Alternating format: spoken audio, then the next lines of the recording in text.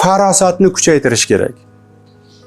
Farosat bu o'zingizni sharoitingizni, o'zingizni hayotingizda muvozanatni ushlab turishga yordam beradi. Farosat mana shu emotsiyaga berilib ketmaslikdan tormoz qiladi. To'xta deydi. Xo'p, bo'pti, sen bunaqa qilding, bunaqa qilding, bunaqa qilding.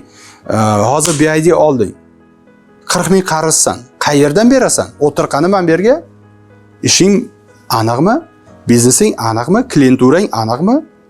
Mana kredit oladiganlar yoki investor izlaydiganlar shunaqa zo'r ishontiradi. Ishontirishdan tashqari nariqa hech narsa qilinmagan. Na g'oya qilingan.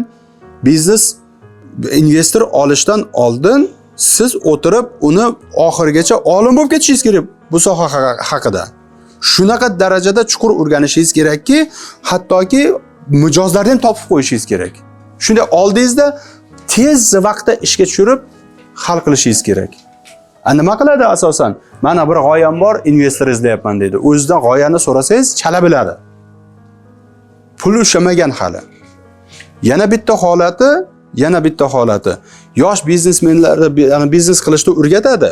Biznes qiladi, lekin asosiy bizda o'sha omad ustaxonasida beriladigan narsani bermaydi.